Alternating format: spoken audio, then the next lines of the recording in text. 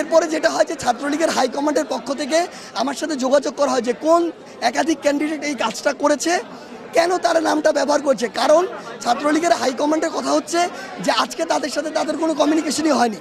এরপরে ওই যে একাধিক ক্যান্ডিডেট তারা আমার সাথে দেখা করে বলে থেকে এরকম নির্দেশনা এসেছে আমি যেন আজকের মধ্যে হল ছেড়ে যাই, কারণ আমি ঢাকা বিশ্ববিদ্যালয়ের যে কোটা সংস্কার আন্দোলন 2024 হচ্ছে এটার সমন্বয় প্যানেলের একজন।